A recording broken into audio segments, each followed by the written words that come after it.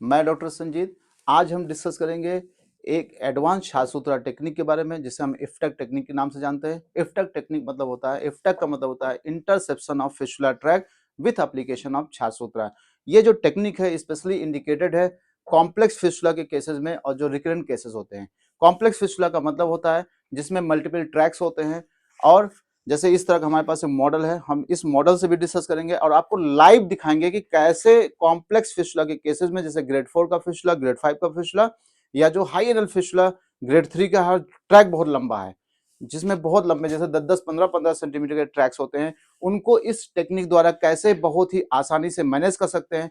क्योंकि जो इफ्टेक टेक्निक का जो इन्वेंशन है वो डॉक्टर एम साहू सर के द्वारा किया गया है, और ये बीएचयू में सर जब प्रोफेसर थे तब इन्होंने 2007 में, शायद 2007 में इन्होंने इन्वेंट किया था। और ये फिस्टुला के केसेस में इतना बढ़िया ट्रीटमेंट है। इस बढ़िया क्यों है? क्योंकि जो कन्वेंशनल छाछसूत्रा थेरेपी थी उसके कंपैरिजन में इसमें लेस इन्वेजिव प्रोसेस है, इसमें लेस स्कार बनता है, इसमें पेन बहुत कम होता है, एक तो लेस टाइम पीरियड में पेशेंट ठीक होता है, और जो केसेस बहुत बार बार ऑपरेशन करने के बाद भी ठीक नहीं हो रहे थे या बहुत लंबा ट्रैक था, उन केसेस में इफ्टेक टेक्निक बहुत ही अच्छी टेक्निक है। जो डॉक्टर्स, जो आयुर्वेदिक डॉक्टर्स इस टेक्निक द्वारा ऐसे बड़े बड़े केसेस को सॉल्व करेंगे, आप देखिएगा आपके केसेस, एक तो रिकरेंस रेट कम हो जाएगा, दूसरा पेशेंट जिनका एक एक 1.5 साल ट्रीटमेंट चलना था वो केवल एक एक 2-2 महीने में ठीक हो जाते हैं। तो यहाँ पे कॉम्प्लेक्स जो फिस्टुला के केसेस हम डिस्कस करने से पहले हम थोड़ा समझते हैं कि कॉम्प्लेक्स फिस्टुला के केस होते क्या हैं और इसको किस तरह हम इसको परफॉर्म करेंगे। तो हम आपको पूरा मॉडल से दिखाएंगे। जैसे हमने यहाँ पे एक मॉडल बना रखा है, ये हमारा जो है एक्सियल सेक्शन है। एक्सियल सेक्शन में हमने देखिए कुछ फिस्टुला के ट्रैक बना रखे हैं ऑलरेडी, और हम आपको दिखाएंगे कि इफ्टेक टेक्निक में आर्टिफिशियल विंडो जो बनाया जाता है किस पोजीशन पे बनाया जाता है, और इसको जब हम विंडो बना लेते हैं तो उसके बाद हम क्या क्या इसमें परफॉर्म करेंगे ताकि आपका जो फिस्टुला का केस जो बहुत ही कॉम्प्लिकेटेड है वो बहुत आसानी से सॉल्व हो जाए। तो सबसे पहले हम यहाँ पे इफ्टेक टेक्निक में कब करते हैं? It is indicated in the complex fistula cases and recurrent cases. तो यहाँ पे फिस्टुला हमने जो केस लिया है, यहाँ पे हमने कॉम्प्लेक्स फिस्टुला केस ग्रेड 4 का लिया है। यहाँ पे हमारे पास एक रिपोर्ट भी है, हम इस रिपोर्ट को भी पढ़ सकते हैं। इस रिपोर्ट में भी यहाँ पे कॉम्प्लेक्स है, और इसको भी हम अगर चाहें तो इफ्टेक टेक्निक द्वारा परफॉर्म कर सकते हैं। ऐसे हमारा एक रिपोर्ट पढ़ेंगे, फिर उसके बाद हम इसका डायग्नोस्टिक प्रेजेंटेशन करेंगे, फिर हम आपको इफ्टेक टेक्निक परफॉर्म करके लाइव भी दिखाएंगे कि कैसे करते हैं। तो देखिए हमारे पास एक यहाँ पे फिस्टुला का केस है जो कि ये कॉम्प्लेक्स केस है, और यहाँ पे ग्रेड 4 का है। तो ग्रेड 4 का मतलब क्या होता है? एक ट्रांसस्फिटिक फिस्टुला विथ मल्टीपल ब्रांचेस और अ कैविटी, जिसको तो हम पहले यहाँ पे देखते हैं, फिर देखते हैं। ये हमारा जो है एनल कैनाल है, यहाँ पे हम जो बना रखे हैं ये हमारी एनल कैनाल है। एनल कैनाल के बाहर जो सबसे पहला जो मसल्स का स्ट्रक्चर होता है उसको हम बोलते हैं इंटरनल स्फिंक्टर, और इंटरनल स्फिंक्टर जो होता है वो स्मूथ मसल से बना होता है। ये जो होता है इनवॉलेंटरी नेचर होता है, और यहाँ पे जो नर्व होती है वो ऑटोनॉमी नर्व इसको इनर्वेट करती है। उसके जस्ट बाहर दूसरी जो स्ट्रक्चर मिलता है उसको हम बोलते हैं एक्सटर्नल स्फिंक्टर। ये हमने ग्रीन कलर से शो कर रखा है। एक्सटर्नल स्फिंक्टर ये जो होता है ये पूरी एनल कैनाल को कवर करके रखता है, और इसके 3 कंपोनेंट होते हैं। इंटरनल और एक्सटर्नल स्फिंक्टर के बीच में एक स्पेस होता है जिसको हम इंटर स्फिंक्टिक स्पेस कहते हैं। इस स्पेस को, इस वाले स्पेस को हम क्या बोलेंगे? Inter sphincteric space. देखिए एनाटॉमी समझना जरूरी है, बिना एनाटॉमी ऑफ एनल कैनाल समझे आप कभी भी इफ्टेक टेक्निक परफॉर्म कर ही नहीं पाओगे। जब आपकी एनाटॉमी क्लियर होगी तो आप चाहे जैसा केस होगा आप बहुत ही आसानी से ठीक कर लेंगे। तो हमें, क्योंकि इफ्टेक टेक्निक में जहां पे इंटरसेप्शन करेंगे, जो फिस्टुला ट्रैक को हम कट करेंगे वो कहां करेंगे? हम इसी स्पेस में कट करेंगे। तो इंटरसेप्शन ऑफ फिस्टुला ट्रैक कहां करना है? इंटरस्फिंक्टिक प्लेन में करना है या इंटरस्फिंक्टिक स्पेस में करना है। तो इंटरस्फिंक्टिक स्पेस क्या हुआ? इंटरनल स्फिंक्टर और एक्सटर्नल स्फिंक्टर के बीच के स्पेस को हम क्या बोलेंगे? इंटरस्फिंक्टिक स्पेस। और एक्सटर्नल स्फिंक्टर के बाहर वाला जो ये स्पेस होता है, ये चाहे वो इस साइड हो, राइट साइड, और चाहे लेफ्ट साइड हो, इसको हम बोलेंगे, इस वाले स्पेस को हम बोलेंगे, जो ये वाला स्पेस है इसको बोलेंगे हम इशियो एनल स्पेस। इसको इशियो एनल स्पेस भी कहते हैं, इसको इशियो रेक्टल स्पेस भी कहते हैं। अब इशियो एनल स्पेस क्या होता है? इशियो एनल स्पेस एक्सटर्नल स्फिंक्टर के बाहर, और यहाँ पे क्या होता है? यहाँ पे एक आपका एक बोन होती है जो इशियो प्यूबिक रैमस बोन होती है। ये ऐसा ऐसे जाता है स्ट्रक्चर। यहाँ पे क्या होता है? प्यूबिक सिम्फाइसिस होता है। तो ये वाला जो स्पेस होता है चारों तरफ, एनल कैनाल के चारों तरफ वाला स्पेस इशियो एनल स्पेस कहलाता है। और इस स्पेस में क्या क्या स्ट्रक्चर्स होते हैं वो हमें जानना जरूरी होता है, क्योंकि हम जब ये टेक्निक परफॉर्म करेंगे तो हमें पता होना चाहिए कि जो हमारा ट्रैक है वो इश्यो एनल स्पेस में है या इंटरस्मिटिक स्पेस में है या डीप सीटेड कितना है, लिवेटर नहीं मसल के पार तो नहीं जा रहा है। तो एनाटॉमी ऑफ एनल कैनाल को पढ़ना बहुत जरूरी है, और हमने अपने पिछले वीडियोस में एनाटॉमी ऑफ एनल कैनाल से रिलेटेड जो भी स्ट्रक्चर्स है, internal sphincter, external sphincter spaces के बारे में, लिवेटर नहीं मसल के बारे में, सुप्रालिवेटर स्पेस, रेक्टम के बारे में बहुत डिटेल में बताया है, ताकि जब भी आपके पास कोई हमारा रिपोर्ट आए तो आप उसको अच्छे से डायग्नोसिस बना पाए और अपने केसेस को बहुत अच्छे से सॉल्व कर पाए। तो यहाँ पे हमने एक फिशुलर ट्रैक इंडिकेट किया है, यहाँ पे जिसकी इंटरनल ओपनिंग 6 o'clock पर है, और इसकी एक्सटर्नल ओपनिंग आप देखिए, वो देखिए यहाँ पे है, यहाँ पे है, यहाँ पे है, 3 एक्सटर्नल ओपनिंग हमने बना रखी है। एक तो आपका राइट इस्चियनल फोसा में है, एक आपका लेफ्ट इस्चियनल यहाँ पे राइट साइड में ही, ये मान लेते हैं 9 o'clock पे है, ये 7 o'clock पे है, ये आपका 3 है, 4 o'clock पे है। तो ये क्या है, मल्टीपल ट्रैक्स हैं। अब हम देख सकते हैं कि ये जो ट्रैक, ये इंटरनल ओपनिंग यहाँ पे है, जब ये ट्रैक आगे बढ़ा है तो एक राइट साइड में इधर गया, एक राइट साइड में इधर गया, एक राइट साइड में इधर गया, तो ये हो गया आपका कॉम्प्लेक्स ट्रांसइन्फिनिटिक फिशुला, ये हो गया ट्रांसइन्फिनिटिक फिशुला, और इसको हम बोलेंगे ग्रेड 4। ग्रेड 4 इसलिए बोलेंगे कि एक तो ये ट्रांसइन्फिनिटिक हुआ तो ग्रेड 3 हो गया, जब इसमें एक केवल ट्रैक होता तो ये ग्रेड 3 होता, लेकिन जब इसमें कई ट्रैक बन गए तो ये ग्रेड 4 हो गया। अब हमने पढ़ लिया कि ग्रेड 4 फिशुला क्या होता है। देखिए, जो फिशुला होता है उसकी जो इंटरनल ओपनिंग होती है उसको हम प्राइमरी ओपनिंग बोलते हैं, और जो एक्सटर्नल ओपनिंग होती है उसको सेकेंडरी ओपनिंग बोलते हैं। अब चूंकि इसकी इंटरनल ओपनिंग को हम प्राइमरी ओपनिंग कर रहे हैं, तो जहां से ये इंटरनल ओपनिंग से ट्रैक शुरू हुआ है उस ट्रैक को भी हम प्राइमरी ट्रैक बोलेंगे, और जो इसके बाद जो ट्रैक बने हैं उसको हम क्या बोलेंगे, सेकेंडरी ट्रैक बोलेंगे। प्राइमरी जो ट्रैक होता है यही सबसे फिशुला में सबसे खतरनाक चीज होती है, और यही ट्रैक को हमें हील कराना है। बाकी ये जो सेकेंडरी ट्रैक्स होते हैं इसको, ये तो अपने आप ही हील हो जाते हैं। बस आपको क्या करना है, इस प्राइमरी ट्रैक को एक ऐसी जगह से इसको ब्रेक करना है जहां से जो भी इसके अंदर सिक्रीशंस आ रहे हैं इंटरनल ओपनिंग से वो यहां से निकल जाएं, इस ट्रैक के अंदर ना जाए। तो आपको क्या करना है, जो प्राइमरी ट्रैक है इसको एक जगह से इंटरसेप्ट करना है। तो ये हो गया प्राइमरी ट्रैक, ये हो गया secondary track, primary internal opening, secondary internal opening. अब क्या होता है, जो प्राइमरी ट्रैक होता है this is the source of infection, यही जो होता है, यही ट्रैक क्या होता है, सोर्स ऑफ इंफेक्शन होता है। कैसे, जब आप सुबह मल त्याग के लिए जाएंगे, मान लेते हैं मैं पेशेंट हूं, मुझे ग्रेड 4 का फिशुला है, जब मैं सुबह मल त्याग के लिए जाऊंगा तो जो मल के टुकड़े होंगे वो इसी इंटरनल ओपनिंग के थ्रू इस ट्रैक के अंदर जाएंगे। जब इस ट्रैक में जाएंगे तो वो थोड़ा सा इस ट्रैक में भी जाएंगे, इस ट्रैक में भी जाएंगे, और इस ट्रैक में भी जाएंगे। जब इस ट्रैक में मल के टुकड़े जाएंगे, तो जब इस ट्रैक के अंदर मल के टुकड़े जाएंगे तो जो हमारा स्टूल होता है उसमें बहुत सारे पैथोजेनिक बैक्टीरिया भी होते हैं। अब बैक्टीरिया क्या करेगा, इस ट्रैक के अंदर क्या करेगा, अपने आप को मल्टीप्लाई करेगा और यहाँ पे पस का फॉर्मेशन करेगा। तो जो पस निकलेगा वो कहां से निकलेगा, इस ट्रैक से निकलेगा, इस ट्रैक से निकलेगा और इस ट्रैक से निकलेगा। तो यहाँ पे सोर्स ऑफ इंफेक्शन क्या है, this is the source of infection. यानी हमें क्या करना है, हमें किसी भी तरीके से इंटरनल ओपनिंग को क्लोज करना है। तो आप इंटरनल ओपनिंग अगर आपने क्लोज कर दिया तो आप विश्वास करिए, जो ये इन ट्रैक्स को जो इसके थ्रू नरिशमेंट मिल रहा था वो अपने आप क्या हो जाएगा, खत्म हो जाएगा, और आपका जो ये सेकेंडरी ट्रैक्स थे वो इटसेल्फ हील हो जाएंगे। आप मॉडर्न की भी कोई सर्जरी उठा लीजिए, चाहे वो लिफ्ट हो, चाहे फाइब्रिन ग्लू हो, चाहे कोई भी हो, जितनी भी सर्जरी इंडिया में होती है सब में क्या कोशिश की जाती है कि इस इंटरनल ओपनिंग को किसी तरह ब्लॉक किया जाए, इस ट्रैक को किसी तरह हील करा दिया जाए, ताकि ये जो ट्रैक थे अपने आप हील हो जाए। तो हमें इफ्टैक टेक्निक में भी यही करना है, ये जो प्राइमरी ट्रैक था इसी को किसी तरह हमें हील कराना है, सेकेंडरी ट्रैक तो अपने आप हील हो जाएंगे। अब क्या होता है, जो सेकेंडरी ट्रैक होते हैं, अब देखिए जो ये आपका ट्रैक हो गया, ये ट्रैक हो गया, तो यानी ये क्या हो गया, ये आपका हो गया फिशुला ट्रैक।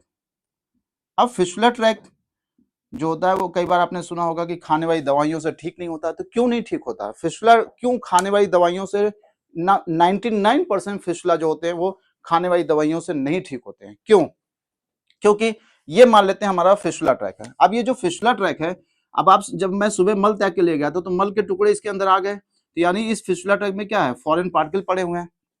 अब फॉरेन पार्टिकल में हमारा स्टूल हो गया। दूसरा क्या हुआ, यहाँ पे कुछ बैक्टीरिया भी आ जाएंगे, तो बैक्टीरिया जब आएंगे तो वो अपना रंग दिखाएंगे, वो ग्रो करना शुरू करेंगे, तो यहाँ पे सुपुरेशन होगा, पस का फॉर्मेशन होगा। अब जब यहाँ पे इंफ्लेमेटरी रिएक्शन होगा तो यहाँ पे क्या होगा, यहाँ पे डेब्रीज बनना शुरू हो जाएंगी, डेब्रीज बनेंगी। तो अब जब इसके अंदर इंफ्लेमेशन होगा फिर हीलिंग होगी, तो जब हीलिंग शुरू होगी तो यहाँ पे क्या होगा, अनहेल्दी ग्रेनुलेशन टिश्यू बनना शुरू हो जाएंगे। तो एक फिस्टुला ट्रैक के अंदर आपको क्या क्या चीजें दिखने को मिलेंगी। जो हमारा फिस्टुला ट्रैक है उसमें एक तो आपको बैक्टीरिया मिलेगा, एक तो आपको फॉरेन पार्टिकल मिलेगा, एक आपको यहाँ पे डेब्रीज मिलेगी, एक यहाँ पे आपको पस मिलेगा, एक यहाँ पे अनहेल्दी ग्रेनुलेशन टिश्यू। यानी एक फिस्टुला ट्रैक में आपको ये 5 चीजें देखने को मिलेंगी। जब कभी आप फिस्टुला ट्रैक को ओपन करेंगे तो आप देखिए ये 5 चीजें आपको देखने को मिलेंगी। आपको बैक्टीरिया भी देखने को मिल जाएगा, आपको फॉरेन पार्टिकल भी यानी मल के टुकड़े मिलेंगे, आपको यहाँ पे डेब्रीज मिलेंगे, जो यहाँ पे जो डेड सेल्स होंगी या जो डाइंग सेल्स होंगी वो भी यहाँ पे आपको मिलेंगी। क्योंकि भाई जब आपका एंटी इंफ्लेमेटरी रिएक्शन होगा तो वहाँ पे neutrophils, basophils, bacteria, dead bacteria, बहुत सारी चीजें मिलेंगी। आपको यहाँ पे पस भी देखने को मिलेगा। और अनहेल्दी ग्रेनुलेशन टिश्यू, देखिए जहाँ पे हीलिंग होती है वहाँ पे ग्रेनुलेशन टिश्यू होते हैं, जहां पे हीलिंग नहीं हो रही होती है वहां पे अनहेल्दी ग्रेनुलेशन टिश्यू आपको मिलेंगे। तो यानी एक फिस्टुला ट्रैक में ये सारी चीजें पड़ी हैं। तो अगर हमें किसी भी फिस्टुला को ठीक करना है तो हमें इन सब चीजों का ध्यान रखना पड़ेगा। जब तक फिस्टुला ट्रैक से ये सारी चीजें इरेडिकेट नहीं की जाएंगी तब तक आपका फिस्टुला ट्रैक ठीक नहीं होगा। तो एक ट्रैक के अंदर क्या क्या मिलेगा, अनहेल्दी ग्रेनुलेशन टिश्यू मिलेंगे। और ये अनहेल्दी ग्रेनुलेशन टिश्यू जो होते हैं वो बिल्कुल आपका जो inner most layer of the fistula track होता है उससे चिपका होता है, बहुत कायदे से चिपका होता है। उसको कई बार हम लोग जब क्यूरेट करते हैं तब भी नहीं साफ होते हैं। अब फॉरेन पार्टिकल में जब फॉरेन मटेरियल इसके अंदर जाएगा तो वहां पे स्टूल के पार्टिकल हैं, स्टूल पार्टिकल में एजेंट, पैथोजेनिक एजेंट्स होते हैं। ये एजेंट्स यहाँ पे डेब्रीज बनाएंगे, डेब्रीज के साथ पस बनेगा। तो ये हो गया आपका पूरा एक कहानी फिस्टुला के बारे में। अब क्षारसूत्र थेरेपी द्वारा जब हम इसको ठीक करने की कोशिश करते हैं तो जो कन्वेंशनल क्षारसूत्र थेरेपी है और जो इफ्टेक टेक्निक है इसमें क्या डिफरेंस है, क्यों हम इस तरह के केसेस में नॉर्मल जो क्षारसूत्र टेक्निक है उसको नहीं करके हम इफ्टेक टेक्निक क्यों करेंगे, why we have to perform the IFTAK technique in complex fistula cases. तो यहाँ पे हम इफ्टेक टेक्निक करेंगे क्यों, देखिए because IFTAK technique is a advance Ksharsutra therapy या technique. Why it is advance, advance इसलिए है क्योंकि ये जो होते हैं ये कॉम्प्लेक्स फिस्टुला के केसेस और जो रिकरेंट केसेस होते हैं बहुत, जिसमें कई बार रिकरेंस हो रहा है, कोई 2 बार कोई 3 बार ऑपरेशन भी करा रहा है नहीं ठीक हो रहा है, तो उस केस में हम इफ्टेक टेक्निक को परफॉर्म करेंगे। तो हमारा जो इफ्टेक टेक्निक है वो कन्वेंशनल थेरेपी से कैसे थोड़ा एडवांस है, क्योंकि जो हम क्षारसूत्र मान लेते हैं ये हमारे पास एक फिस्टुला ट्रैक है, इस इंटरनल ओपनिंग 6 o'clock पे, एक्सटर्नल आपका मान लेते हैं 8 o'clock पे, और total length of the fistula track यहाँ पे 10 सेंटीमीटर है और यहाँ पे 5 सेंटीमीटर है और यहाँ पे 6 सेंटीमीटर है और ये तो मान लेते हैं जो है ये। तो यहाँ पे एक ट्रैक आपका 10 सेंटीमीटर का, एक 6 सेंटीमीटर का, एक 5 सेंटीमीटर है। तो अगर आप क्षारसूत्र तीनों में लाइगेट करेंगे तो इसको ठीक होने में कम से कम 1 साल लग जाएगा, 1 ईयर लग जाएगा। लेकिन आपको इसको ठीक करना है कितने, मान लेते 2 मंथ में, तो 2 मंथ की थेरेपी जो 1 साल में ठीक होने वाला था हमने उसको 2 महीने में ठीक करना कोशिश कर रहे हैं। तो आपको क्या करना पड़ेगा, इफ्टेक टेक्निक अपनाना पड़ेगा। तो ये क्या हुआ, टाइम, आपका जो टाइम था जो किसी भी केस को ठीक करने का वो कम कर रहा है। तो यहाँ पे क्या होगा, यहाँ पे लेस टाइम। नॉर्मल क्षारसूत्र टेक्निक में अगर 1 साल लग रहा था तो यहाँ पे 2 महीने में ठीक हो रहा है, यानी आपने टाइम को कम कर दिया ट्रीटमेंट का। और जाहिर सी बात है जो पेशेंट 1 साल में इलाज कराएगा और वही दूसरा पेशेंट 2 महीने कराएगा तो जो डिस्कम्फर्टनेस था ड्यूरिंग द ट्रीटमेंट वो क्या हो गया, वो इफ्टेक टेक्निक में क्या हो गया, डिस्कम्फर्टनेस भी यहाँ पे क्या है, लेस है। पेशेंट जो एंजाइटी पीरियड होता है ड्यूरिंग द ट्रीटमेंट, पेशेंट यहाँ एक साल तक एंजाइटी में रहेगा और यहाँ केवल 2 महीने तक एंजाइटी में रहेगा। तो हमने पेशेंट का क्या कर दिया, 10 महीने बचा लिया। यहाँ पे स्कार टिश्यू फॉर्मेशन, अगर आप 10 सेंटीमीटर के ट्रैक में क्षारसूत्र लाइगेट करेंगे तो यहाँ पे क्या हो, यहाँ पे इन्वेजिव प्रोसेस ज्यादा हो गया है, ज्यादा टिश्यू कट होंगे, ज्यादा स्कार फॉर्मेशन होगा।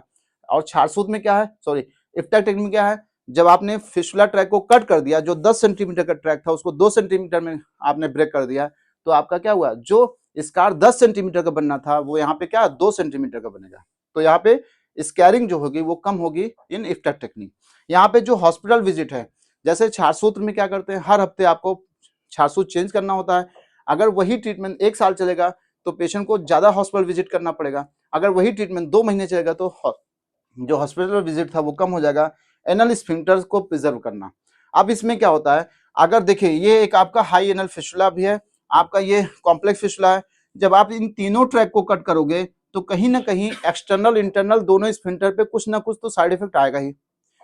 अब वही क्या है, अगर हम इसी केस को इंटर स्फिंक्टर की स्पेस में ही कट कर दें, यहां से इंटरनल स्फिंक्टर को हम लाइगेट कर दें और इसको हमने बिल्कुल इसको छुआ ही नहीं, तो आपका एक्सटर्नल स्फिंक्टर क्या होगा, प्रिजर्व हो गया। और जितना ज्यादा हम स्फिंक्टर को प्रिजर्व कर रखेंगे उतने हमारी एनल टोन क्या होगी, उतने मेंटेन रहेगी, उतने पेशेंट जो है जब फर्दर आफ्टर द ट्रीटमेंट उतना ही पेशेंट जो है वो कंफर्टेबल फील करेगा। तो यहाँ पे हमने क्या किया, एनल स्फिंक्टर को प्रिजर्व कर लिया with the help of IFTAK technique. यहाँ पे कॉम्प्लिकेशंस, अब अगर मान लेते हैं कि भाई हमने ट्रीटमेंट लंबा चलाया, 1 साल तक ट्रीटमेंट चला, तो सेकेंडरी इन्फेक्शन होते रहते हैं पेशेंट में, स्फिंक्टर कट ज्यादा लंबा होता रहता है, तो यहाँ पे जो कॉम्प्लिकेशन आना है वो इफ्टक टेक्निक में क्या होता है, वो कम होगा।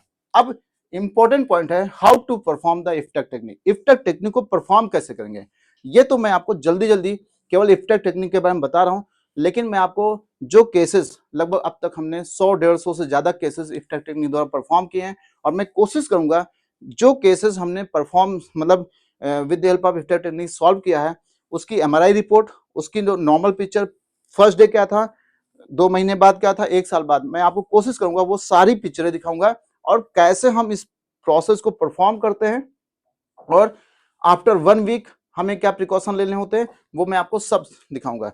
अब हम आपको बताने जा रहे हैं कि how to perform the IFTAK technique.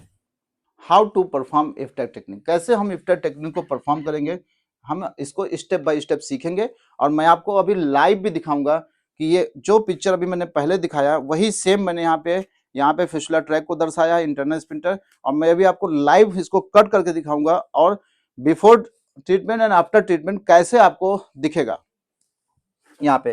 तो सबसे पहला क्या करते हैं, देखिए किसी भी बीमारी का इलाज करना है तो सबसे पहले आपको डायग्नोसिस बहुत क्लियर होनी चाहिए, क्योंकि आप बिल्कुल सटीक निशाना लगाने जा रहे हैं। बिल्कुल सटीक जब इलाज करेंगे तो आपको बिल्कुल आपको कॉन्फिडेंस, मतलब जो डायग्नोसिस है, जो फिस्टुला ट्रैक्स हमारी बॉडी में ट्रेवल कर रहे हैं वो आपको बिल्कुल क्लियर होने चाहिए। देखिए जैसे ये मान लेते हैं फिस्टुला ट्रैक है, हमें तो केवल एक्सटर्नल ओपनिंग दिखता है और पेशेंट की इंटरनल ओपनिंग दिखता है, लेकिन जो कोर्स ऑफ फिस्टुला ट्रैक होता है वो तो हम नहीं देख पाते हैं।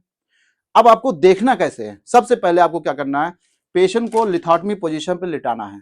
सबसे पहले आपको क्या करना है, असेसमेंट करना है कैसे, एमआरआई फिस्टोग्राम एंड आफ्टर एंड पर रेक्टल एग्जामिनेशन। तो पर रेक्टल एग्जामिनेशन तो हम अपनी क्लिनिक पे कर सकते हैं, लेकिन एमआरआई के लिए तो हमें रेडियोलॉजिस्ट के पास भेजना पड़ेगा। तो पहले हम देखते हैं कैसे हम करते हैं। देखिए हमने पेशेंट को लिथोटमी पोजीशन पे लिटा दिया, ठीक, ये इसका पोस्टीरियर हो गया, ये इसका एंटीरियर हो गया, ये हमारी एनल कैनाल हो गई।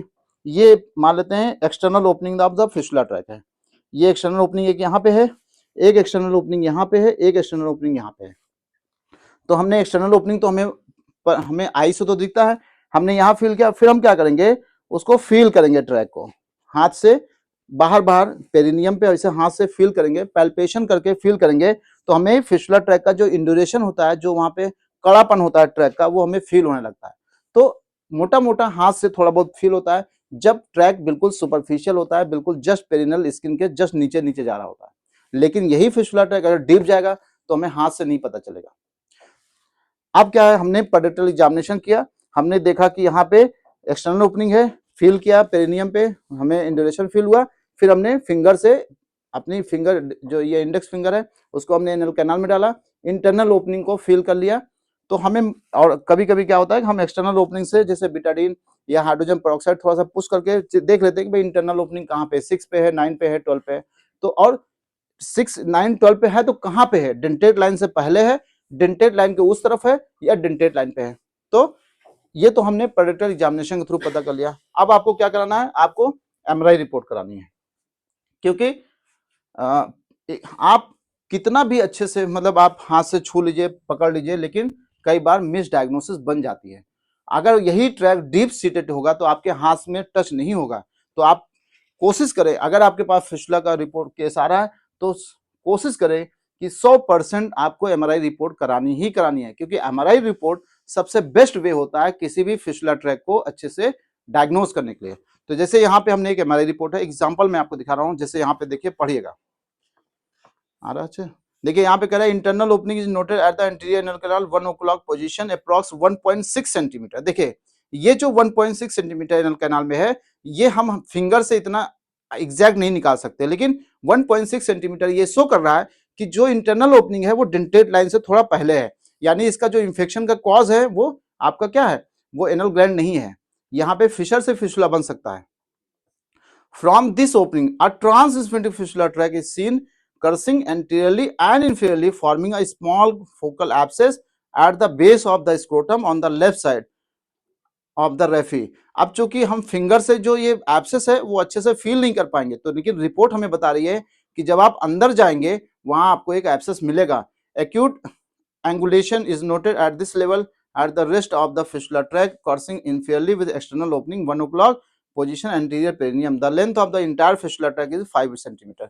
तो ये जो एग्जैक्ट जानकारी होती है फिस्टुला ट्रैक की, वो आपको कहाँ मिलेगा, आपको फिस्टुलोग्राम रिपोर्ट से ही पता चलेगा, या आप फिंगर से नहीं फील कर पाओगे। इसलिए प्लीज अगर आपके पास कोई भी हमारे फिस्टुला का रिपोर्ट आया तो सबसे पहले आप पैरेक्टल एग्जामिनेशन करिए, फिर हमारी रिपोर्ट जरूर कराइए। इससे क्या पता चलेगा, एक तो इंटरनल ओपनिंग के बारे में पता चलेगा, दूसरा course of the fistula track, ये फिस्टुला ट्रैक हमारी बॉडी में कहां कहां ट्रेवल कर रहा है, डीप सीटेड है या जस्ट सुपरफिशियल है, सब पता चल जाएगा। कई बार सुप्रालिविटर स्पेस में ट्रैक होता है, वो हम फिंगर से तो कभी नहीं पता कर सकते, लेकिन कई बार ग्रेड 5 के केसेस में हमें देखने को मिलता है ये चीज। तो ये आपका असेसमेंट कर लिया हमने, फील कर लिया भाई। अब हमें क्या करना है, इंसीजन लगाना है। इंसीजन कहां लगाना है, इंसीजन मतलब इसको बोलते हैं आर्टिफिशियल विंडो। तो हमें, मैं आपको एक पिक्चर स्टॉप, तो पहले हम आपको स्टेप बाय स्टेप समझा देते, दिखा देते हैं कि क्या क्या चीजें करनी है, फिर मैं आपको लाइव अभी दिखाता हूं कि कैसे हमें इसको करते हैं। फिर हमें इंसीजन लगाना है। कहां पे लगा, इंसीजन का मतलब है हमें एक आर्टिफिशियल विंडो बनाना है। विंडो बनाकर हमें क्या करना है, विंडो का क्या फायदा होगा, for the drainage of the पस and intercept of the fistula track. जब हम इंसीजन लगाएंगे तो जो फिस्टुला ट्रैक होगा, मैं आपको इसी में थोड़ी देर के लिए बंद कर दीजिए। तो हमें क्या करना है, इंसीजन लगाना है। इसका मतलब है कि आर्टिफिशियल विंडो बनाना है for the drainage purpose and intercept of the fistula track, यानी हमें एक ऐसा ओपनिंग बनानी है जहां से सारा जो इन्फेक्टेड मटेरियल था वो भी ड्रेन हो जाए और फिस्टुला ट्रैक को ब्रेक भी कर ले। अब कैसे करते हैं आप इस पिक्चर में समझिएगा। देखिए यहाँ पे एक केस था, ये मैंने पहले पढ़ा दिया, ये आपका प्राइमरी ट्रैक हो गया, ये सेकेंडरी ट्रैक हो गया। अब ये यहाँ पे एक ट्रैक जा रहा है और आगे जाके 3 ट्रैक में कन्वर्ट हुआ, यानी यहाँ पे जो रेमिफिकेशन हुआ वो 3 ट्रैक का हुआ। तो हमें क्या करना है, हमें एक आपको इंसीजन लगाना है। सबसे पहले हमने एक डायग्नोसिस बना ली। हमें पहले क्या करना है, डायग्नोसिस बनाना है। फिर उसके बाद क्या करना है, एक आर्टिफिशियल विंडो बनाना है, यानी हमें इंसीजन लगाना है। तो आर्टिफिशियल विंडो कहाँ बनाएंगे, इंटरस्फिंक्टरिक प्लेन में। ये क्या होगा, अभी मैंने बताया था कि इंटरनल और एक्सटर्नल स्फिंक्टर के बीच के स्पेस को क्या बोलते हैं, इंटरस्फिंक्टरिक स्पेस। तो हमने क्या किया, यहाँ पे एक विंडो बनाया। विंडो बनाने से क्या फायदा हुआ, जो लैट्रिन के टुकड़े, मल के टुकड़े इसके अंदर जा रहे थे, अब वो इस ट्रैक में ना जाकर अब वो क्या हो जाएंगे, यहीं से ड्रेन हो जाएगा, यहाँ से क्या हो जाएगा, ड्रेन हो जाएगा। तो जब लैट्रिन के टुकड़े इसके अंदर अब इस ट्रैक के अंदर नहीं जाएंगे तो ये ट्रैक को नरिशमेंट मिलना बंद हो गया, तो ये ट्रैक अपने आप क्या हो जाएंगे, हील हो जाएंगे। तो हमें क्या करना है, दूसरा स्टेप आर्टिफिशियल विंडो बनाना है फॉर द, दो पर्पज है इसका, एक तो ड्रेनेज के लिए और दूसरा इंटरसेप्ट करना। इंटरसेप्ट मतलब क्या हो गया, फिस्टुला ट्रैक को हमने 2 भागों में तोड़ दिया। तो अब हमने क्या कर दिया, इंटरसेप्ट, ये फिस्टुला ट्रैक को 2 भागों में अलग कर दिया। तो ये ट्रैक अलग हो गया और ये ट्रैक अलग हो गया। एक एग्जांपल मैं आपको बताना चाहता हूँ। जैसे मान लेते हैं एक फैक्ट्री है जिसमें ड्रग सप्लाई होती है, मान लेते हैं कोई नशीली चीज बनती है, वो ट्रक में भर के जाती है और गांव में उसकी सप्लाई हो रही है। गांव में 3 लोग बैठे हुए हैं जिनको इनको इनको इनको ड्रग चाहिए, फैक्ट्री यहाँ पे है। तो जब ये ट्रक यहाँ से निकलेगा तो ये तीनों लोगों को सप्लाई करेगा। लेकिन हमने क्या किया, जो जिस रास्ते से ये ट्रक जा रहा था उस रास्ते को हमने तोड़ दिया। अब वो ट्रक क्या होगा, वो इसी रास्ते में यहाँ पे गिर जाएगा, तो आगे ड्रग की सप्लाई रुक गई। तो ये जो नशा यहाँ पे मिल रहा था इन लोगों को वो नहीं मिलेगा। तो ये सेम यही चीज है, जैसे हमने आर्टिफिशियल विंडो बनाया, सारा का सारा जो इन्फेक्टेड मटेरियल था वो यहाँ से यहाँ निकल गया, इसमें गया ही नहीं। तो यही खूबसूरती है, यही कॉन्सेप्ट है इन इफ्टेक टेक्निक का। अब क्या होगा, तीसरा स्टेप क्या है, तीसरा स्टेप इसमें यह है कि आपको अब क्या करना है, क्षारसूत्र लाइगेशन करना है कहाँ पे, विंडो टू इंटरनल ओपनिंग। अब आपको क्या करना है, तीसरा स्टेप में क्या करना है, जो हमने यहाँ पे आर्टिफिशियल विंडो बनाया है, यहाँ से प्रोब ले जाना है, प्रोब को इंटरनल ओपनिंग से निकाल के एक छारसूत्र लाइगेट कर देना है, ये इसका तीसरा। अब छारसूत्रा क्या होता है, छारसूत्रा एक मेडिकेटेड थ्रेड होता है जिसमें अपामार्ग, स्नोई और हल्दी की कोटिंग होती है। छारसूत्रा एक अलग टॉपिक है, तो हमने छारसूत्रा लाइगेट कर दिया। अब छारसूत्रा का पर्पज क्या है, इसमें दो पर्पज है। एक तो जैसे मॉडर्न सर्जरी में सिटान प्लेसमेंट करते हैं, seton is a thread, normal thread, but Ksharsutra is a medicated thread. Medicated इसलिए क्योंकि इसमें क्षार है, अपामार्ग क्षार, हम जानते हैं क्या काम है, इसके तीन कर्म होते हैं, छेदन, भेदन, लेखन, यानी इंसिजन, एक्सीजन और स्क्रैपिंग, तीनों कर्म अकेले कर लेता है, जो कि और कोई यंत्र शस्त्र नहीं कर पाता, इसीलिए यंत्र और शस्त्रों में इसको श्रेष्ठ कहा गया है। तो आपका जो क्षार है वो क्या कर रहा है, एक तो इसमें कटिंग और हीलिंग करा रहा है, एंटीबैक्टीरियल प्रॉपर्टी है इसके अंदर, ठीक है। दूसरा, ये जो सूत्र है, क्षार के साथ जो सूत्र है वो क्या करता है, सेटान किस लिए हम लाइगेट करते हैं, सेटान फॉर द ड्रेनेज पर्पस। तो ये क्षारसूत्रा क्या करेगा, आपका लंबे समय तक यहाँ पे ड्रेनेज पॉइंट को मेंटेन रखेगा। जो विंडो आपने बना रखा है, जिस पर्पस से बनाया है कि विंडो आपका ओपन रहे और यहाँ से जो भी इंफेक्टेड मटेरियल था वो यहाँ से निकलता रहे, और ये सारे ट्रैक अपने आप क्या हो, अपने आप हील होते रहे। क्योंकि जिस दिन आप इफ्टैक टेक्निक करेंगे उस दिन तो ये ट्रैक नहीं हील करेगा ना, इसको भी हील करने में 15-20 दिन लग ही जाएंगे ना। तो जब सारा इंफेक्टिव मटेरियल इस विंडो से निकल जाएगा तो ये ट्रैक क्या होंगे, अपने आप धीरे धीरे हील होना शुरू हो जाएंगे। 15 से 20 दिन या महीने भर में ये सारे ट्रैक अपने आप क्या गए, सूख जाएंगे। तो तीसरा स्टेप ये हो गया। चौथा स्टेप आपको क्या करना है, cleaning of the secondary track for the healing on, for healing on itself. तो अब हमें क्या करना है, तो जो मेन ट्रैक था, प्राइमरी ट्रैक था, उसको तो हमने विंडो बना के छासुल लाइगेट करके इसका काम कर दिया। लेकिन जो बचे हुए ट्रैक है जिसके अंदर ये चार चीजें हैं, स्टूल के पार्टिकल है, वहां पे अनहेल्दी ग्रेजुएशन टिश्यू है, वहां पे बैक्टीरिया है, वहां पे पस है, वहां पे डेब्रीज है, इसका क्या करना है। तो आपको क्या करना है, इसमें दो स्टेप हैं, दो तरीके से आप इस ट्रैक को क्लीन करेंगे, पहला और दूसरा।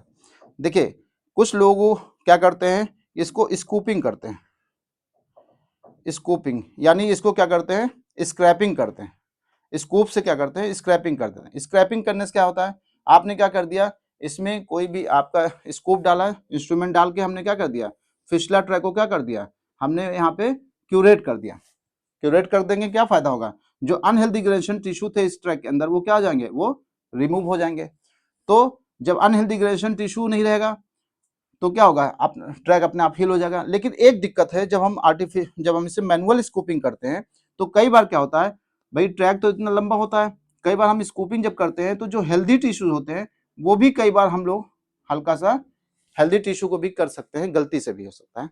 दूसरा, हम इसमें लेजर थेरेपी भी कर सकते हैं, लेकिन कई बार लंबा ट्रैक होता है तो एक आध जो अनहेल्दी ग्रेजुएशन टिश्यू होता है वो कई बार छूट जाता है गलती से, भाई जानबूझ के तो नहीं होता, कई बार भाई इतना लंबा ट्रैक है, हो सकता है इसमें तो हमें 3 ही ट्रैक था, कई बार कुछ ऐसे भी ट्रैक और होते हैं जो ब्लाइंड ट्रैक होते हैं, जो हम नहीं देख पाते हैं, जो एमआरआई रिपोर्ट नहीं पकड़ पाती है, कई बार इसमें भी ब्लाइंड ट्रैक होते हैं। तो मेन ट्रैक को तो हम इसको वहां पे स्क्रैपिंग कर लेंगे, लेकिन जो ये ब्लाइंड ट्रैक होते हैं, छोटे छोटे ब्रांचेस होते हैं, उसको हम कई बार नहीं कर पाते हैं। तो आपने देखा होगा कि इफ्टैक टेक्निक में भी कई बार रिकरेंस रेटेड है, कई बार 80% 90% तो हमारा फिशुला इफ्टैक टेक्निक से ठीक हो रहा था, लेकिन 10 से 15-20% में दोबारा भी हो रहा था। तो क्यों हो रहा था, कई बार कुछ ऐसे कारण होते हैं, या तो हमारी डायग्नोसिस में कुछ गड़बड़ी रह गई, या तो ड्यूरिंग द प्रोसीजर हमने वो जो एग्जैक्ट लोकेशन था फिशुला ट्रैक को जहां से इंटरसेप्ट करना था वो हम नहीं कर पाए, या कई बार जो हमारा फॉरेन पार्टिकल था सेकेंडरी ट्रैक में वो रह गया। तो हमें क्या करना है, हम जो मैं करता हूँ या हमारा जो मैं सीनियर या डॉक्टर जो हम जिनसे हमने सीखा है वो कई बार इसमें क्षार एप्लीकेशन कर देते हैं। अब क्षार एप्लीकेशन में क्या करते हैं, हम इसमें जो जो हम करते हैं, हम 1 नाइट के लिए जो भी ट्रैक होते हैं ये सब ट्रैक, उसमें हम एक रात के लिए क्षार सूत्र 24 घंटे के लिए इसमें क्षार सूत्र डाल देते हैं। क्षार सूत्र का भी वही काम है जो हम स्कूपिंग करते हैं, स्कूपिंग केवल आपका स्क्रैपिंग कर सकता है, अनहेल्दी टिश्यू को वहां से निकाल सकता है, वहां से स्क्रैप कर सकता है, लेकिन इंसीजन और एक्सीजन जो क्षार का अपना कर्म है वो नहीं कर सकता है। अगर आप क्षार 1 नाइट के लिए इस ट्रैक के अंदर भर देंगे तो क्षार जैसे ही जाएगा, एक तरह से ये पानी है क्षार की तरह काम करेगा, सॉरी प्रतिसारणी क्षार, पानी क्षार तो जो ओरल लेते हैं, सॉरी प्रतिसारणी क्षार, तो जब हम इसमें क्षार अप्लाई कर देंगे 1 नाइट के लिए, जब क्षार वाटर के साथ मिलेगा तो जब ये पानी के रूप में कन्वर्ट होगा, तो अगर इसके अंदर छोटा मोटा भी ट्रैक होगा, कहीं ब्लाइंड ट्रैक होगा, तो वो भी क्या हो जाएगा, उस ट्रैक के अंदर चला जाएगा, उसको भी क्या कर देगा, उसमें छेदन भेदन लेखन की प्रक्रिया के साथ वो क्या करेगा, जो अनहेल्दी टिश्यू थे उसको तो वहां से हटाएगा ही हटाएगा। क्षार का जो सबसे बड़ा कर्म है छेदन भेदन, उसके साथ साथ जो इसके अंदर ट्रैक के अंदर बैक्टीरिया थे उसको भी मार देगा, क्योंकि इसका जो एल्कलाइन नेचर है वो बैक्टीरिया की ग्रोथ को रोक देता है। वहां पे ये अगर मान लो फंगस होगा, कुछ और भी पड़े होंगे, कोई और पैथोजेनिक एजेंट पड़ा होगा बैक्टीरिया के साथ साथ, मान लो कहीं कोई दूसरा भी एजेंट होगा, उसको भी वो एल्कलाइन नेचर की वजह से उसको भी खत्म कर देगा। तो 1 नाइट जो क्षार इसके अंदर ट्रैक के अंदर डालते हैं, जैसे हम क्या करते हैं, जैसे हमारा इस मान लेते हैं ये क्षार सूत्र है, तो जो क्षार सूत्र में क्षार तो लगा ही होता है, या हम लोग क्या करते हैं कि जो एक सूत्र लेते हैं, एक धागा लेते हैं, उसमें केवल क्षार अप्लाई कर देते हैं और उसको 1 नाइट के लिए इस ट्रैक के अंदर डाल देते हैं। जब अगले दिन देखते हैं तो जो हम इलेक्ट्रिक क्वार्टरी करते हैं, वही सेम आपको रिजल्ट अगले दिन आपको देखने को मिलेगा। अगर आप कभी ना देखना हो तो कोई ट्रैक को फिशलोटॉमी करके क्षार अप्लाई करके देख लिए, आप क्वार्टरी मत करिए, अगले दिन आपको क्वार्टरी से ज्यादा आपको अच्छा रिजल्ट यहाँ पे देखने को मिलेगा। क्योंकि क्वार्टरी करते हैं तो जो नेक्रोसिस होती है वो डीप सीटेड टिश्यू तक चला जाता है, लेकिन जब क्षार से नेक्रोसिस होती है, क्षार से एक तरह से अग्निकर्म की तरह करता है, ये केमिकल कॉटराइजेशन है, ये केवल सुपरफिशियल जो inner most layer of the fistular track होगा, केवल उसी को क्यूरेट करेगा, तो जो डीप सीटेड टिश्यू थे उनको कोई नुकसान नहीं पहुंचाएगा। तो ये होता है इसका काम। बाकी जब मैं अगले वीडियोस में आपको एक एक केस दिखाऊंगा तो मैं आपको और भी जो इसके कॉम्प्लिकेशंस है वो भी बताऊंगा। और सबसे लास्ट होता है और सबसे इंपॉर्टेंट पॉइंट होता है, make ensure window not close till healing of the fistular tracks. सबसे आखिरी में और सबसे इंपॉर्टेंट पॉइंट है, अगर आप चाहते हैं कि आपका इफ्टेक्ट टेक्निक 100% सक्सेस रेट शो करे, तो आपको जब तक ये विंडो क्लोज ना हो जाए, जब तक जो आपने यहाँ पे विंडो बनाया है, जब तक ये विंडो क्लोज ना हो जाए, जो आपने छाड़, जब तक ये सारे ट्रैक जो बाहर बाहर के ट्रैक थे क्लोज ना हो जाए, हील ना हो जाए, तब तक ये विंडो क्लोज नहीं होनी चाहिए। नहीं तो क्या होगा, मान लेते हैं ये विंडो क्लोज हो गई, जो आपने ओपनिंग बनाई थी, तो जो ड्रेन यहां से मिल रहा था वो फिर इसी ट्रैक के अंदर चला जाएगा, फिर से इंफेक्शन ट्रैक के अंदर चला जाएगा, तो आपको दोबारा होने की संभावना बढ़ जाएगी तुरंत। तो ये 5 चीजें अगर आप सही से परफॉर्म करते हैं तो आप विश्वास करिए आपका इफ्टेक्ट टेक्निक जो है सक्सेस रेट लगभग 100% की तरफ जाएगा। अगर इसमें से कुछ भी मिस होता है इन 5 चीजों में, तो आप विश्वास करिए कि आपका जो इफ्टेक्ट टेक्निक है उसका सक्सेस रेट बिल्कुल ना के बराबर होगा। तो सबसे नोट क्या है, find cause of the fistular track. इसके साथ साथ जो कॉम्प्लेक्स फिशुला होते हैं उसमें आपको यह भी पता करना पड़ेगा इस पेशेंट को फिशुला कॉम्प्लेक्स हुआ क्यों। कई बार फिशुला का 80 से 90% जो कॉज होता है पार्क के हिसाब से वो है एनल ग्लैंड का इंफेक्शन, यानी जो इसकी इंटरनल ओपनिंग है वो डेंटेड लाइन पे मिलेगी बिकॉज ऑफ एनल ग्लैंड्स।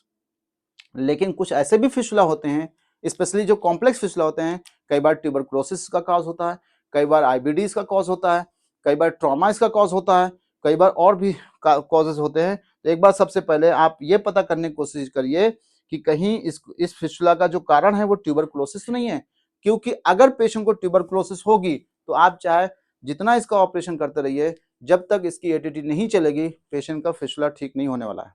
दूसरा, all complex cases can't treat same way. जितने, अब जैसे हमने चलो ये तो कर दिया, अब आप हम लोगों को ये खुश नहीं होना है अब सारे केस हम इफ्टेक्ट टेक्निक से ही करेंगे जो कॉम्प्लेक्स वाले होंगे। इसमें भी बहुत सारे टर्म एंड कंडीशंस हैं, वो हम आगे आने वाले वीडियो में डिस्कस करेंगे कि किन केसेस में इफ्टेक्ट टेक्निक को बहुत सावधानी पूर्वक करना है या नहीं करना है। धन्यवाद।